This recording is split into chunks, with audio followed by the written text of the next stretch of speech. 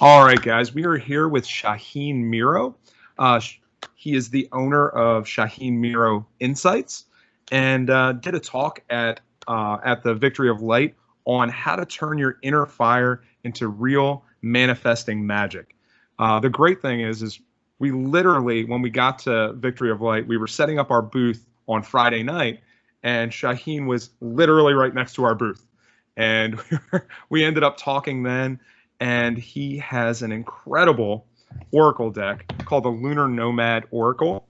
And I had been one of the incredible synchronicities of the weekend. I had been looking for one. That was one of my goals in going to Victory of Light myself, just personally, is to pick up one. And right next door, it was like a big sign.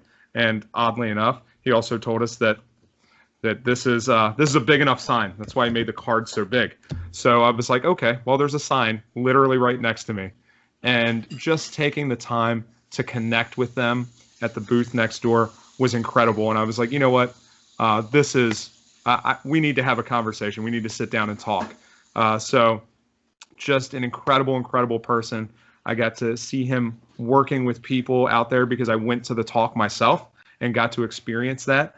Oddly enough, it was really funny. I didn't realize that a good friend of mine, Will, was in the talk, asked a question, and I was sitting there thinking to myself, I was thinking, man, that really sounds like this guy that I know. And then when we went back to your booth and he looked at me and he was like, I was like, what talk were you just in? He was like, in Shaheen's. I was like, you asked that question. He was like, yeah. I was like, oh my God, that's so funny. Like how I didn't recognize him from behind just kills me. I didn't, but I was like, it's definitely something that he would say. So, Shaheen, give us a little bit about yourself. Uh-oh. Apparently I lost your audio. Me this way? There we go. Now I can hear you again. I can't We, hear you very well, but we are like fraught with technical difficulties right now. um, well, thank you for having me and for having this conversation. And yeah, about me, I am an intuitive reader, and I basically the way I describe it is I read energetic stories. So what that means is when I'm reading for a person, I'm looking at their energetic story, which is the accumulation of their thoughts, their ideas, and their beliefs about the world and how the world responds to them. So that energetic story becomes the narrative of your life. And if we know the narrative, we can create changes. So my work with people is all about self-empowerment, and it's about turning magical thinking into magical living. Hmm. So that's really what I try to instill in people with the Oracle deck, with my private sessions, and with anything I'm teaching. So it's all about helping people feel like life is happening for them, rather than this thing that's happening to them, where they feel trapped in it.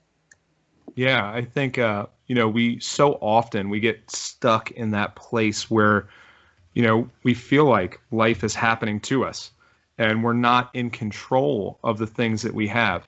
And with that being said, the only person that we can really control is ourselves, but we get to affect all the things around us and we get to choose what we're going to manifest in our lives.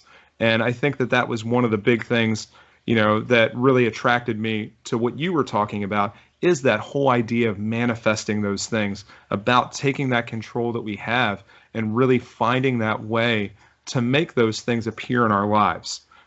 Absolutely. And it's an elusive concept for a lot of people. And even when I did the talk, I knew that people weren't going to get all of it until we started asking questions and people could see how that plays out with real life things, because most of us have never even considered asking questions that give us choice. For example, a lot of people in a session will ask, what's going to happen next with my career? And my question always is to them, well, what do you want to have happen next with your career?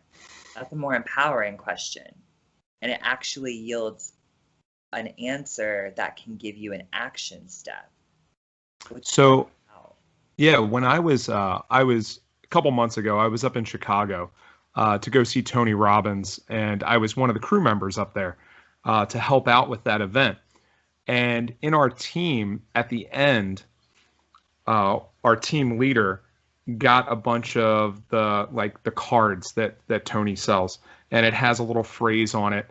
And we got to reach into the bag and pull out the card that was meant as a message for us, right? So I reached in and I pulled out a card, and I have it in my bedroom right now, sitting on my windowsill, and it says, "If you want better answers, ask better questions." And it is the whole thing, right? One of the things myself as a coach and as talking to people, it is really getting them to ask better questions, because there's nothing that I can do in and of myself to help people, right? I can't lead you to it. I can't force you to do anything. What you have to do is ask those better questions of yourself and figure out the direction that you need to go. So I get to be kind of a conduit for that and really helping them figure out those questions for themselves and saying, hey, why don't you look at it this way? This is a different aspect on that. How does this work? How do you see yourself moving forward in this direction? So I think it's a unique way to do that. And I think for a lot of people, and especially when I'm doing private sessions, people will have a certain question that they want to begin with. And depending on where they are, and one of the unique things that I can do as an intuitive is I can sense people's energy. So if someone asks me a specific question, I can feel into that energy and kind of know where they're at and how open they are to pivoting. Yeah. So sometimes I might start with the question that they ask, which might feel like a very disempowering question. But what it allows me to do is go to the question, under the question, under the question. And sometimes that can be a slow process, and sometimes it can be very quick depending on the person and the situation. But the other thing about asking a question that I think is so magical, and part of what I talked about in the talk that I did, is that the question literally summons the answer. It creates an energetic connection that calls in the answer. So, a lot of people are familiar with the idea of the law of attraction and the whole thoughts become things. Well, along those same lines, when you ask a question, you create a vibrational match for that answer to come through. And so if you're asking unclear questions, you're going to get unclear answers. Or if you're asking disempowering questions, you're going to get disempowering answers. And so that's why the quality of the question is very important, and it helps us make really deliberate choices. Go ahead. No, one of the things that I do every day, it's one of my practices, and I mentioned this in another interview, but I have a journal that I write in. It's a daily thing, but it talks about, it says, today I will improve, right? And always, every single day, my goal is to improve on 4 things: my communication, my language, my state, and my awareness. Like, I am constantly trying to be better at those things, because, it is the things that we say, the things that we speak into existence really determine the reality that we live in. And if I'm constantly going around and saying, God, this day is so miserable, I'm so sick of this stuff, we're going to live in that space. Rather than saying, hey, this day, it's so beautiful out. Look at the snow out there.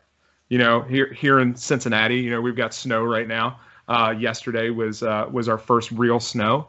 And yeah, I could go there and I could say, oh my God, it's so miserable. It's so cold outside. My car is going to struggle. It's going to be slippery out there. And if I live in that space, of course, I'm going to have negative things that are manifesting in my life. If I look at it in a different way, I'll have better results from that. And it is that one of the things I'm always taken back by is some of the friends that I have that are really into personal development and leadership. You'll have a conversation with them, and they are always correcting my language, because I'll say something that is disempowering, and I need to stop, look at it for what it is, and change that thought pattern, because I will never be free from that unless I can change the language that I'm using about it. And Absolutely. yeah, it is a constant work. And one of the things I always tell people, because that energetic story is based on our our thoughts and our ideas and our beliefs, specifically our beliefs, we're always trying to prove what we believe. So whether we know exactly what we believe or not, or whether it's a positive or a negative belief, we're always trying to prove it. And the only way that we can change that belief is by being really aware of what we're thinking and what we're saying. And most of us we are just not, we're not in a society or in an environment that wants to be aware of our language or our thoughts. Most of us aren't, typically. And to change that is a really precarious thing, because it causes you to have to be almost militant about what you're thinking and saying. And I mean, how many of us wake up and we look out the window and automatically, there's no thought really behind it. It's an automatic response. We start to go into, it's cold and I hate the snow, and I mean, I do that as well, and the thing is, it might be cold and you might hate the snow, but what you can do is change how you're reacting to that. Change how you're giving your energy to that thing. And I think that the language that we use is a very key part of that. I'm always correcting myself when I say something.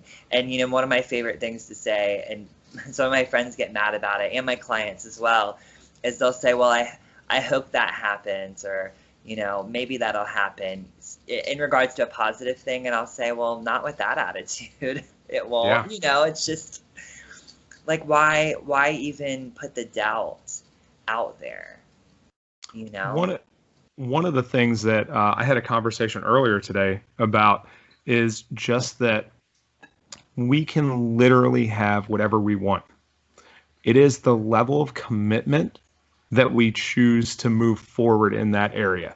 So whatever it is, there is enough knowledge out there. There is enough people that are teaching, that are willing to teach, and you can learn enough to do anything you want to do. If you want to reach out and help people, you can reach out and help people. You just have to put the energy forth to do that. You have to go through the steps to learn that information or whatever it is, and to be be trained in that. But you can do it. You can do whatever you decide to do. The problem is that most people don't have the commitment level to do the things that they really want to do. Like, you could have $100 million if you wanted it, but the commitment level required to do that is pretty high. Are Well, you and I committed think enough? that even before the commitment level, I don't think most people know what they really want to do, Yeah. because most people aren't choosing from their authentic self. So the majority of people that I work with and the conversations that I have on a daily basis are really people are straddling the line between, this is what I feel like I have to do, and this is what I want to do. But the want to do part, the part that's like their real, true, authentic self that wants to come through, that part is usually the part they're trying to kind of push away and to shove back under the rug, because that part is the part that makes them feel in conflict, because most of us are living our lives from what I call the collected self, which is, you could think of it as the conditioned self. It's the person that has learned the rules, has learned, how am I supposed to fit into society? What am I supposed to do to be a good, citizen, a good family member, a good, career person? And a lot of those things, those collected parts of our identity, really have nothing to do with our authenticity. Yeah. And so that's why I think most people can't muster the commitment, because most people don't even really know what they want to do, or they don't know that they're allowed to I, want that thing. yeah, that goes all back to that, that we're all dealing with that belief system. What is it that we grew up in that people have told us this is the way that you should live your life, right? This is what you should be doing. You should have, it should be, you should be married and you should have 3 kids and you should have the white picket fence and the 2 cars, and you're not successful unless you have those things. And we get that so built up in our belief system that then when we really are constantly, because it constantly happens, that we hear these things, that we hear this calling that this is what we're supposed to do, and we neglect it because that doesn't fit into the framework of what we were taught growing up, that you should be this certain way. So even though, your calling may be to be a musician and to go out and do that and to touch people with your music, instead of doing that, you make it just a hobby because you're afraid that you're not going to make enough money, that you're not going to be able to have the things that you're supposed to have to be fulfilled. And fulfillment is different than acquiring, right? It's not about the things that we have, it's about the peace and the things that fill up our life. As I've kind of gotten to this place and I keep learning more about myself, what really fulfills me is helping other people. It's why I do what I do, right? I want to be able to help other people find the transformation that they need in their life to get to that next place. That is what lights me up. That's what gets me up every morning. Working a job that pays me, $10, $15, $20 an hour is not what gets me up in the morning. I'm not as interested in that and supporting someone else's business as I am with helping as many people as I possibly can and leaving a legacy behind me before I pass on. Yeah, absolutely. And that's a big question that comes up a lot for people in sessions that I do. What's my purpose? And I think that that's like one of those fundamental things that people feel in conflict with. Because usually what someone feels inspired to do or whatever their desire is, usually it's in conflict with some part of, how they've been taught to live their life. And not always, but typically I see that. And I find it interesting because I feel like that contrast of, your desire versus the expectations that have been put on you is really a way that we get to learn, how to grow and how to evolve. It's sort of it shows us where we can go. And so I always tell people, your purpose, what you're meant to be doing in this world is to express yourself and express yourself in whatever way that looks like for you, whether that is speaking or singing or creating art or writing or, it doesn't matter. And it doesn't have to be your career either. I think that's another big part that people do get stuck on, is they feel like their purpose or the thing that's going to fulfill them the most has to be their career. And I think that it should be. I think that you should be able to, most of us, our career, what we're doing is what we're dedicating most of our time and energy to. So, it would be wonderful if that meant we got to do both. But I don't think that it has to be. And I think that's where people sometimes get stuck. They say to themselves, well, I can't make money being a musician, so I'm just going to have it as a hobby. But if you have it just as a hobby, are you really expressing it? Are you really allowing yourself to be in it? And if so, then that's fine. But I feel like choosing to put it in that category is almost like you're saying, well, this isn't as important. Yeah. And I think that is a big conversation that I have with people. And I always tell people, whatever desire you have, that exists because it's a possibility. You wouldn't have the desire if it wasn't a possibility. And so it's really important to notice what those things are. And another part of that is to also be really open to how that takes shape in your life. Because it might not look exactly the way you want it to, the way you thought you wanted it to. Yeah, I think, fulfillment, there are so many different vehicles to get to fulfillment, right? And it's different for each one of us. So it's not any one thing. And I think that through life, that changes from time to time as you're focused on different things, and as your vibration starts to change, the way that you make it to finding your fulfillment is different. I know, speaking about one of the things that has always been really interesting to me is most people are terrified to go and stand up and speak in front of people. It is a real struggle for a lot of people. Even really good speakers that get up there and speak are terrified inside. One of the things that I noticed early on is that it is what drives me. Like, I love the energy of other people. It's why in rooms like Victory of Light and going through there, I am completely energized talking to people and learning more about them and learning about what they're doing. And standing up in front of people is the same kind of energy for me, is standing up there, teaching and receiving that energy from them. It is incredible. And then at the same time, my fiance is the complete opposite of that.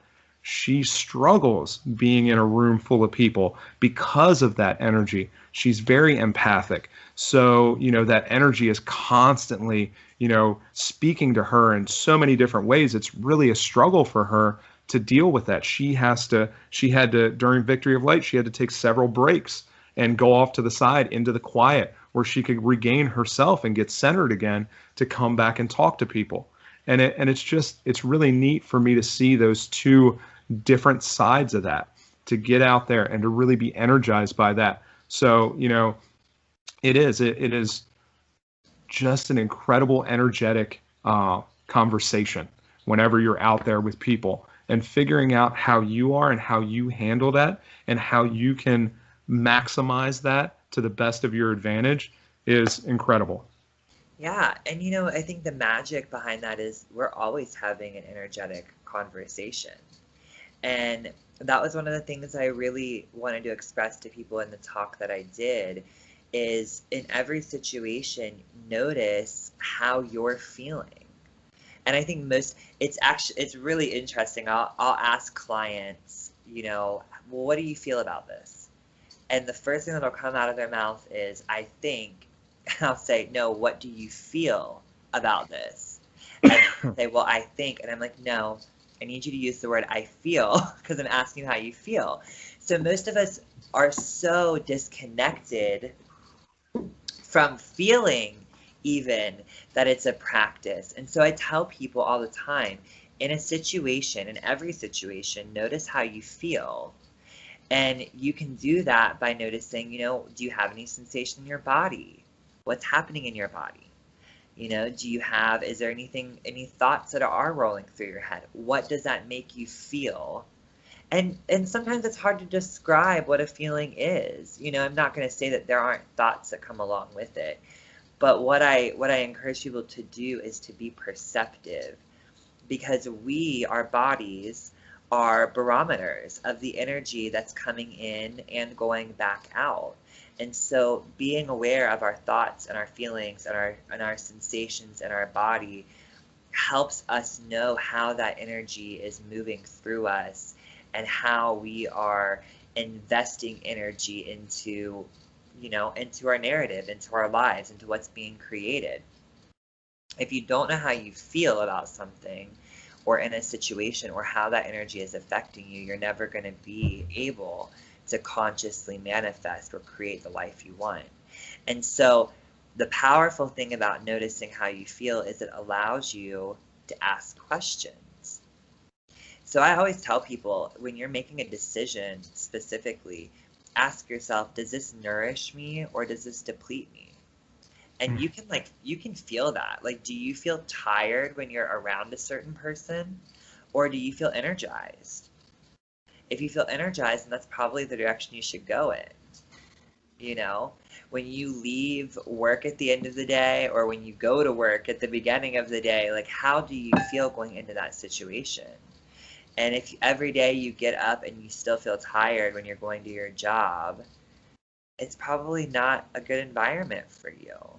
So yesterday, this was directly referring to that. Really interesting. I was at work, and it was a difficult day. I was stressed out at work, doing my 9 to 5 gig, and doing that, I was just so stressed. My fiance sends me a message, and she says, "Hey, I'm at Starbucks, over on Mall Road, which is right by my house." She's like, "I'm at Starbucks. I've been here for about an hour. I'm just waiting for you to get off of work." All it took to change my whole energetic being was to hear that she was close by and that I was going to get to see her. Yeah. Immediately, everything was right with the world. I felt completely better, about everything. And then I got to see her, I got to spend time with her, and it was a fantastic evening. But it is that figuring out how you feel, because I spent so much of my life. I grew up right outside of Philadelphia. I grew up in the inner city. I struggled with dealing with gangs and all kinds of stuff. And I really, as a child, I had to shut off all my emotions because I also grew up in an abusive household. So, I had to shut off all of how I was feeling. The only emotion that I had in the house was crying and upset or angry. So I only dealt with two emotions growing up. And, the other ones were there, but I felt like I needed to kill all those emotions because all they ever did was hurt me. So I spent most of my childhood and most of my teenage years feeling that way. As I got out into, adulthood, and I've realized that I need those other things. I need to tap into those other emotions. I need to be able to experience the full range of my humanity, and know who I am. So I've taken a lot of time for personal work to really get to that place where I can adequately show love to other people, and I can give them what they need from me, because it did not come from me the way that it needed to because of my upbringing. So dealing with all that stuff has put me into that place where, and you mentioned this in the talk actually, that we have to be if we're going to attract a mate to us, right? Another person, we have to become that person, right? To attract the other person, we have to become who they need to be part of our lives. So I've taken a lot of time to do that, and I am so thankful that I have who I have now, because she is that part. I've attracted that to myself by raising my own vibration. Anyway. And I think, that in particular, with relationships is always a conversation that comes up, in readings and in a lot of things that I do. And I always tell people, you don't have to, there's this idea that we have to be completely healed and we have to love ourselves completely to attract the right partner. And it's not about that. It's more about being moment to moment really aware of how we feel and what we want to feel. And so even with the whole idea of manifesting the life that you want, I always tell people, imagine all the details. The person that you want, imagine them in detail, see all of it.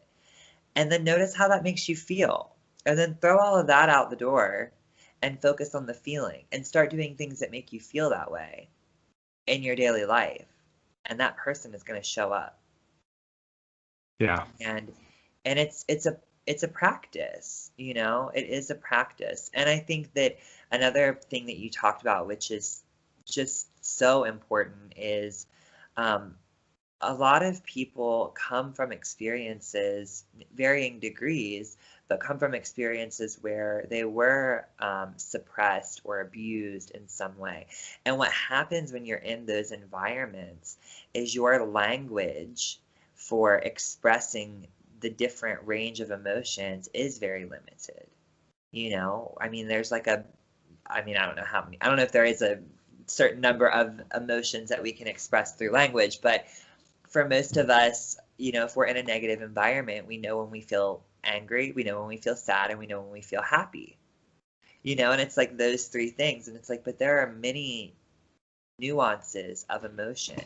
And so trying to feel into what you're feeling on a daily basis helps you broaden that language, and it helps you understand the nuances more, which allows you to be more perceptive and to go in and out of situations and know what's actually happening for you.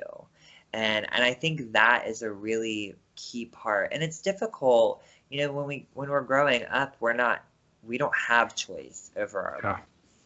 And I can attest to that. I grew up in I have a wonderful mother, but I grew up in an environment where there was a lot of abuse and domestic violence, and that was a really big part, especially of my teen years. And that actually, those experiences really fortified me to understanding my own power. Yeah. And that's why I'm a lot of times when we do this kind of work, whether it's, transformational coaching or intuitive work and energy work, it's all part of that same personal evolution work. But a lot of times when we do that work and we're speaking to people who want that experience, sometimes they feel like there's a wall there. And they're like, well, you must not know how I feel because you haven't had this experience, or you don't know how bad it is. And that comes up a lot. And what I always try to do is find a way to share my experience with people and let them know I understand. I've been a victim of domestic violence. I've come from a single parent, household. I've been through lots of different things myself that weren't good and wonderful and positive. But what I realized was I could either give my power to those things, or I could let them propel me forward. Yeah. And so that's what I choose to do. But again, it's a choice. Yeah, I think it's one of those things. I've talked to a lot of different people, and some people that are in the the space of helping other people, and they have this idea sometimes that they need to always be better than everybody else. I need to show this example. And the people that are really transformational are the people that have gotten to this place, but are still able to share their story with other people, because it's the story. It's the things that we've been through. It's those events in our life that really drive us to be able to help the people that we can help. And those are the people that are going to resonate with us anyway, because they've gone through those things. They've struggled with this. They've struggled with that. And we need to be able to tell our story well, to be able to let people know the things that we've gone through, the things that we've dealt with, because that is part of the whole attraction, right? It's learning that energetically we've been at similar vibrations, so then we attract a similar vibration. If you hang out at this place where you're where you're really needy and all that, you're going to attract other really needy people, and then you're going to have a hard time getting rid of those really needy people. So learning how to really share that and to help people with that is, I think, key to really reaching out and touching the lives around us.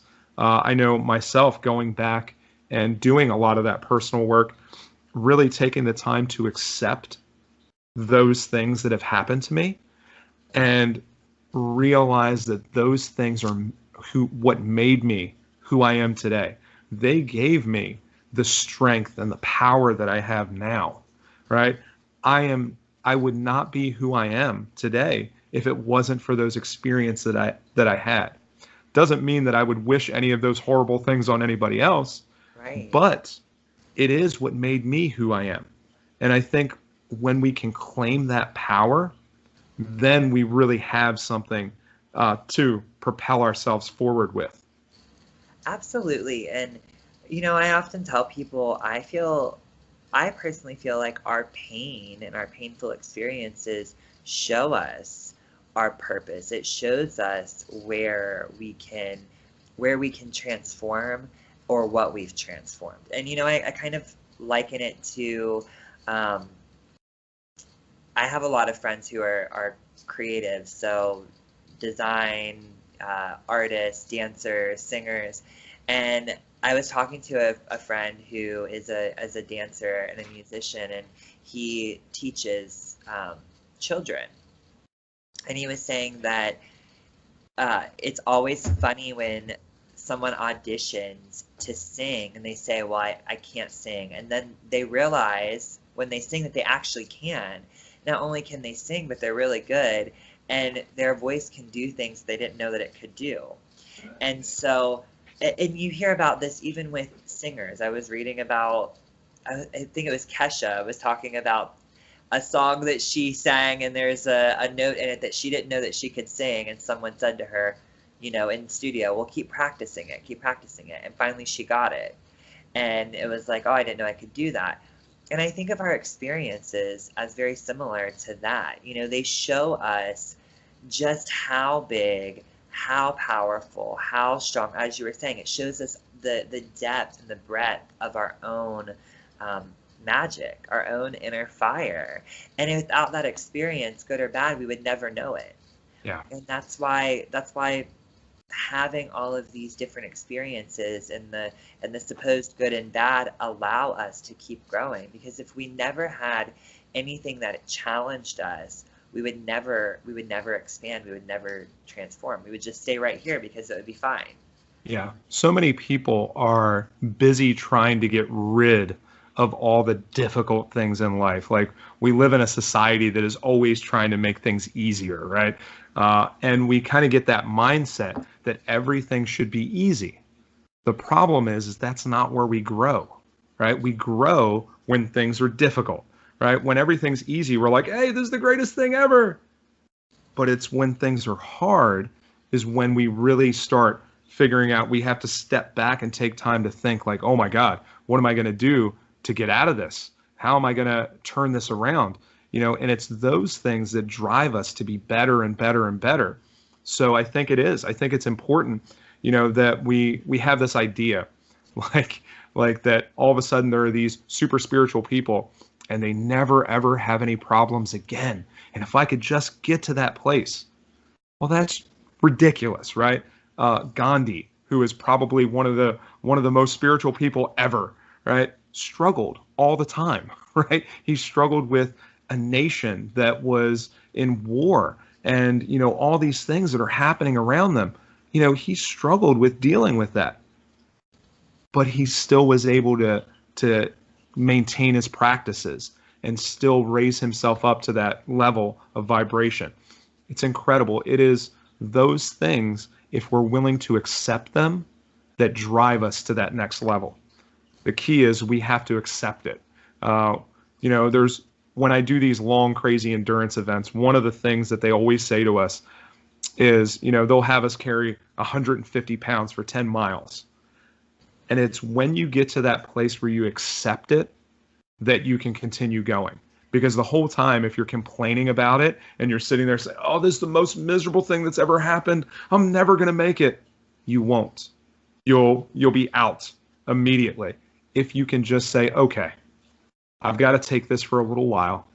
It's going to be hard, but I'm just going to keep moving. If I can do that, you can go almost as far as anyone would ever tell you to go and make it there to the end. Like, I did 75 and a half miles in Vermont in 60 hours. For part of that, the first 15 miles, we carried a kayak filled with water. So it was 600 pounds. Like, there is no part of my brain that would have said, oh yeah, that's a great idea. We should go do that for a weekend. That'll be easy. No, it was hard. But it was when I accepted it and when I realized that I had people around me that were willing to share the load that we made it to the end. And I think it's that way through all of life. When we realize that the things that are happening around us, we accept those things and we learn from them, then we can have the abundance that we're looking for. Absolutely. And I think it really is about letting those things guide us. I think a big part of that struggle for most people is we want to arrive somewhere. We once I get this done, once I get my student loan paid off, then I'll be set and I won't have to worry about anything anymore. Or once I make $100,000, I'll have plenty of money. And it's like we always have this destination that we want to get to.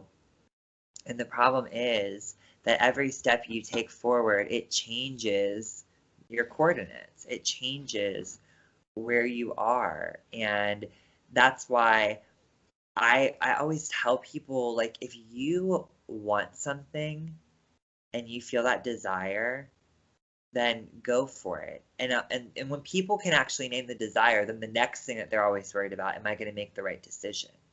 And I'm like, just make the damn decision. Because what happens is you get more feedback. You get to find out more. If you say, I want a relationship, and you start manifesting that, okay, well, now you get a relationship. And now you realize, well, I want a relationship with someone who's available. So you manifest that. Now you have a relationship with someone who's available. But now you realize you want a relationship with someone who is also independent.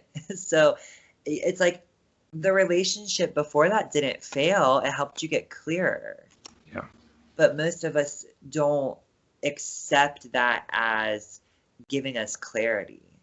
And so that's why I think a big part of it is knowing that you have the control over how you respond or react to a situation. And so, because I even want to say, I totally agree with you about accepting what's happening and knowing that you can do something.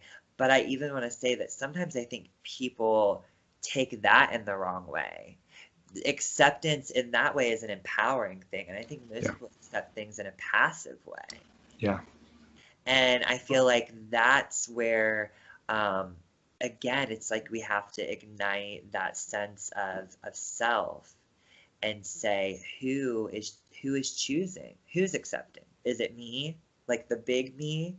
Or is it me, like the person that is doing the right thing or the good thing or the responsible thing? So who is accepting that? And that's always, it's a precarious distinction, I think, for a lot of people, because without asking the questions, you're never going to really know. And so that's why this work is so important. And something that I really focus on with the work that I do, because I'm working with the energy, and I believe that in order to create an actual change, or in order to manifest something, you have to be in right relationship. And right relationship means that the thing you want, or the thing that you're reaching for, or the thing that you're doing is actually resonating with the part of you that really wants it. Because if not, it's going to resonate with another part of you, and that might not be the part of you that you want to be growing. And so right relationship, or I also would say, like, being in agreement, and that means mentally, physically, spiritually, and emotionally you're on board with that thing. If you're saying, I really want a relationship, and that's like what you keep thinking about, but emotionally you don't feel good about relationships, you're going to put a lot of static on the line. You're going to get a lot of weird experiences, because what's going to happen is you're going to get a relationship or have relationships that fulfill that desire, but you're also going to get experiences that enforce the feeling of the emotional uncertainty. And so that continues in a cycle. So one of the things that I do is I practice ceremony. And so I incorporate using herbs and oils and crystals and candles, all of these things that are magical tools. And the reason why they're magic is because, one, they hold an energy, because everything has a vibration. But two, they engage all of the parts of us. When you hold a crystal, it engages your body. It makes you think a certain way. It elicits a feeling. Yeah. And it also works with the energy that you're creating and you're directing. So it engages all the parts of you. And when you make a practice of working with a crystal or performing a certain ceremony or even saying a prayer, you're changing, you're making a choice to put your energy into something, and you're changing your beliefs. You're directing yourself in the direction of what you actually want and desire. So that's why I feel those practices are so powerful. And with the work that I do with oracles and with the Lunar Nomad Oracle specifically, that's all about helping people be able to name, the desire or where they really are. Because if you say, that a question I love for people to ask is, where am I right now energetically? And if you pull a card and it's like, the cross, which is a card in my deck, it's not usually, it doesn't usually feel like a very positive card. And right away you can see, oh, my energy is in opposition in some way. I have to let something go, or I have to move forward in some way. So I think there's a lot of different ways for us to become conscious, but we have to ask questions. Yeah. So I wanted to share this with you before we wrap up here, because this is very interesting for me. I told you at Victory of Light that I would do this anyway, and I have. So ever since then, I have this little journal here. It says "Dream Big" on the front of it, and I thought it was appropriate. So inside of it, every day since Victory of Light, I have pulled a card, and I have written down like what the major feeling is with that card, and then how it relates to me through my day, which is one of the things that you suggest in the thing, in the booklet that comes with it. And I have done that every single day since then. And just looking at that and taking that time at the end of my day to really reflect on, how is this relating to me? How are these things that are going on in my life? And it gives me a benchmark to really look at it and realize, you know what? These are things that I can, choose to buy into, and I can choose to put my energy there, or I can choose to put my energy somewhere else and change that energetic connection that I'm having with that. So I've done a lot of that. It's been really neat to walk through that and to look at that and to see how those little things are affecting different aspects of my life to really help me fine tune the direction I want to go in. It's really neat. Absolutely. And that's why I think working with a tool like that is so helpful, because it helps you crystallize and become aware of things that you would never really notice on your own. That's why the work that I do when I have a session with a client is so, I think, healing and empowering, because a lot of times I will intuitively get information and I'll say something, I'll share something. And a lot of times it's the thing that the person has been feeling but couldn't put into words for themselves, or it validates something that they've been doubting, or it's like the blind spot that they could see the tail end of it, but they couldn't actually see around the corner. And so it gives them information that in some way they may have already known, or they were asking for, or on some level they've been ready for it, but they just didn't have the ability at that time to bring it out on their own. And I think the Oracle is a way of doing that on your own.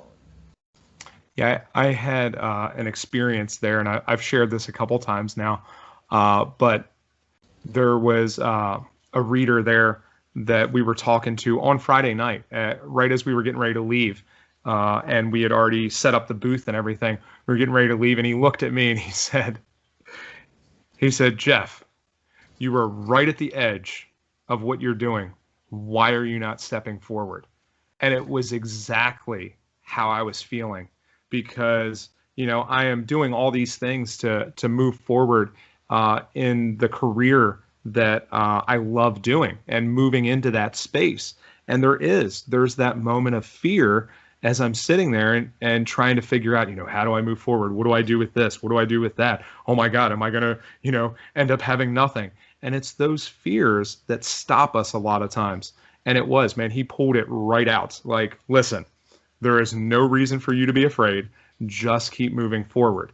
So, and it's incredible because here I am doing these things and doing these interviews and talking to all these incredible people. And it is me moving forward and continuing to move forward in the things that I want to do, because ultimately I want to help people.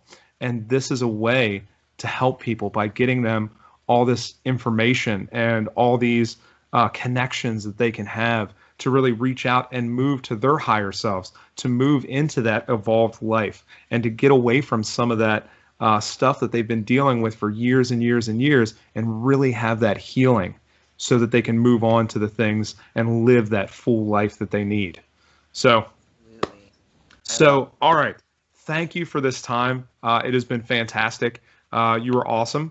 And I really enjoyed meeting you there. And we will definitely keep the dialogue going. And, I will share with you the stuff that I have going on.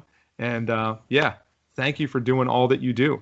Thank you. Thank you so much for taking the time to chat with me and just having this awesome conversation. I feel like this is so good for people to hear and experience. And yeah, you're awesome. Thank you. So last thing, let everybody know how they can find you.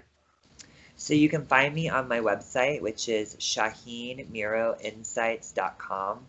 And I can spell Shaheen for you. It's SHAHEEN, and it's MIRO Insights.com. And that's where I write lots of articles. You can find out about private consultations. You can learn more about the Lunar Nomad Oracle and different events that I'll be at. Awesome. Awesome. Well, thank you so much. And I look forward to talking to you again soon. Yes, take care. You too. Bye.